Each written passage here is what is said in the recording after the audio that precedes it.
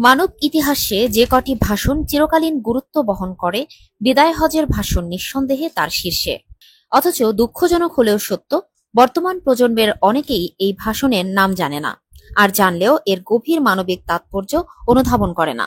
১০ম হিজরি ৬৩২ খ্রিস্টাব্দে প্রিয় নবী হযরত মুহাম্মদ সাল্লাল্লাহু আলাইহি ওয়াসাল্লাম জীবনের শেষ হজে অংশ নিয়ে আরাফাতের ময়দানে প্রায় ১.৫ লাখ সাহাবীর সামনে এই ঐতিহাসিক ভাষণ প্রদান করেন।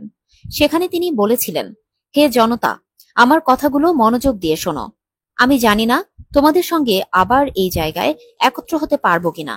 এই একটি বাক্যই ছিল একটি যুগের ইতি টানার আভাস। এই ভাষণের মূল বার্তা ছিল মানব সমতার ঘোষণা, সুদের নিষেধাজ্ঞা, নারীর অধিকার, আমানতের দায়িত্ব, পারস্পরিক সহমর্মিতা এবং জুলুম থেকে বিরত থাকার নির্দেশনা। তিনি বলেছিলেন, কোনো আরবের ওপর অনারবের, শ্বেতাঙ্গের ওপর কৃষ্ণাঙ্গের কিংবা কৃষ্ণাঙ্গের ওপর শ্বেতাঙ্গের কোনো শ্রেষ্ঠত্ব নেই। তিনি নারী অধিকার নিয়ে বলেছিলেন, তোমাদের স্ত্রীদের ওপর যেমন তোমাদের অধিকার আছে, ঠিক তেমনি তোমাদের ওপরও তাদের অধিকার আছে। সবচেয়ে গুরুত্বপূর্ণ ছিল এই ঘোষণা, আমি তোমাদের কাছে দুটি জিনিস রেখে যাচ্ছি, আল্লাহর কিতাব ও আমার সুন্নাহ। এগুলো আঁকড়ে ধরলে পথভ্রষ্ট হবে না।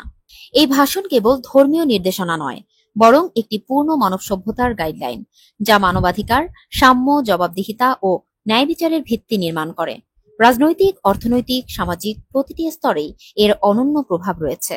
আজকের বাস্তবতায় যেখানে সমাজ জুড়ে ঘুষ, সুদ, হক নষ্ট আর ধর্ম ব্যবসা বাড়ছে, সেখানে বিদায় হজের ভাষণের বার্তা আমাদের সামনে আদর্শ হতে পারত। এই ভাষণের মূল বাণী প্রতিটি মসজিদে, স্কুলে, এমনকি সরকারি অফিসেও দৃশ্যমান করা দরকার ছিল। কেননা এই ভাষণ শুধুই ধর্মীয় ইতিহাস নয়, বরং মানব সভ্যতার জন্য এক চিরন্তন নির্দেশনা।